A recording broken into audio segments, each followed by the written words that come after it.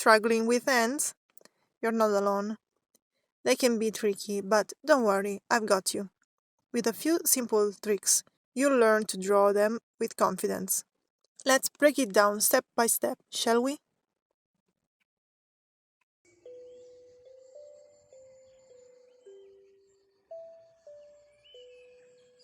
Hello friends, welcome back to the channel or welcome if you're new. In this video we'll go over how to draw ends together. First of all, you need to understand how a hand is structured. To do that, we need some basic anatomy knowledge. You can look at your own hand for reference. We have the carpus, which is this group of bones that forms the wrist. Then there's the metacarpus, made up of 4 small bones, which form the palm. Finally, we have the phalanges, which make up the fingers. Each finger consists of 3 phalanges, except for the thumb, which has only 2. A common question is, how long should the fingers be? Generally, the middle finger is about the same length as the palm, and the other fingers follow an imaginary curve. The thumb, on the other hand, is roughly the same length as the last 2 phalanges of the middle finger. Lastly, inside the hand, we have 2 large muscles, one that controls the thumb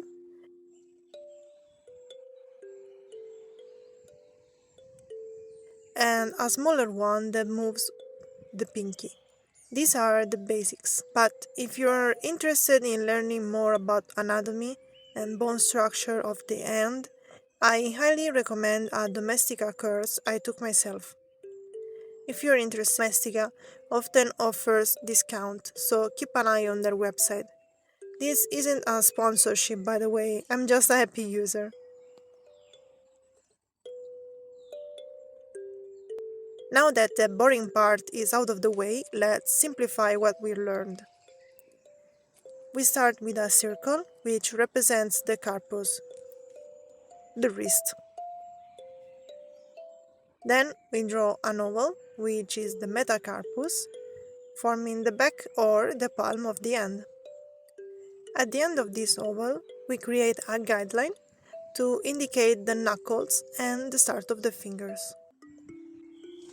For the fingers, we use cylinders to get a concrete idea of how the phalanges interact with each other.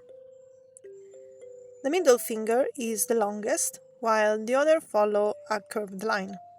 The middle and ring fingers are very similar in length, though for some people the ring finger is slightly shorter than the index, while for others it's a bit shorter.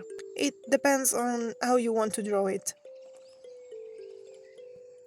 For the thumb's placement, as you can see, it's attached to the wrist, so there's a small bone protruding here. This is where the muscle I mentioned earlier is located. Then we have the first phalanx and the second. As you can see, the tip of the thumb reaches about the first phalanx of the index finger.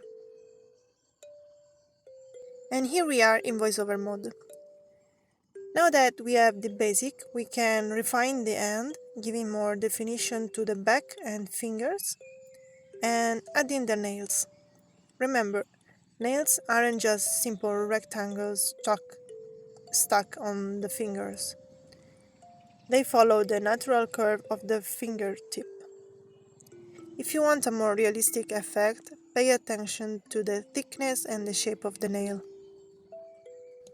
Even a small highlight on the nail surface while coloring can add a sense of depth.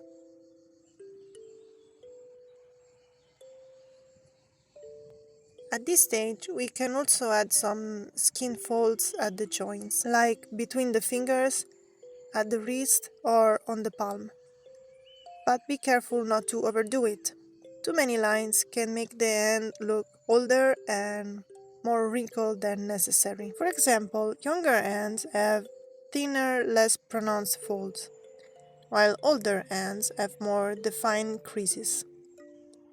If you want to depict different ant types, this is an important detail to consider.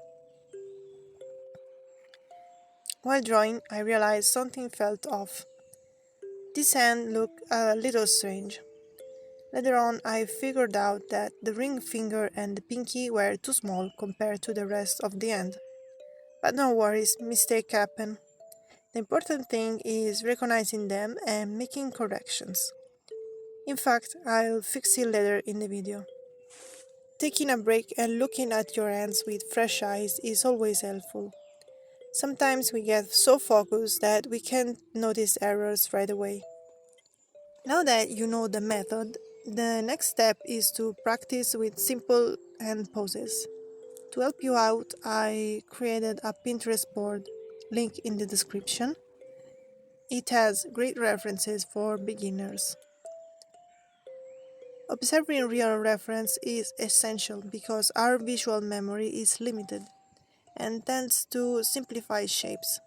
So always draw what you see, not what you think you see. Even if you've drawn many hands before, every new pose will challenge you to think about perspective and proportions. Speaking of perspective, a tip.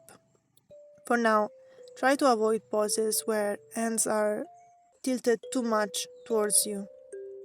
These angles require a bit of perspective knowledge, and if you're not confident yet, the result might not be as good as you'd like. I don't want you to get discouraged. That's why I'm considering making another video especially on perspective. If that's something that you'd be interested in, stay tuned. In fact, while you're here, you might as well subscribe and hit the notification bell so you don't miss future tutorials. One last thing, don't get discouraged if your end don't turn out the way you want at first. That's completely normal. The more you draw, the more comfortable you'll get. And you'll start seeing improvements, I promise. If a hand looks strange, take a moment to analyze it, compare it to your own as a reference, and don't be afraid to use a ruler to check proportion. I've done it, and trust me, it helps a lot.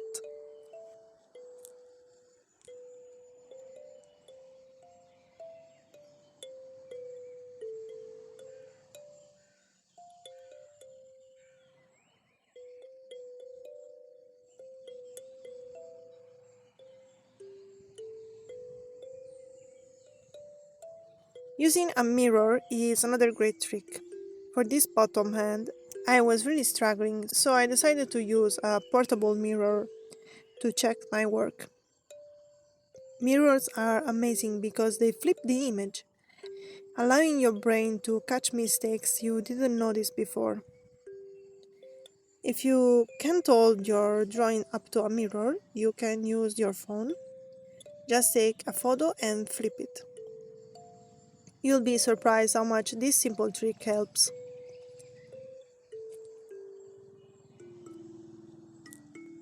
Finally, if you want to improve at drawing hands or drawing in general, practicing every day or as often as you can, even for just a few minutes, try drawing your own hand in different positions or copying from reference. Even the most experienced artists keep studying and refining their methods. So keep practicing and enjoy the process. And with that, we are done. I hope this video was helpful and that you found some useful tips for improving your hand drawings.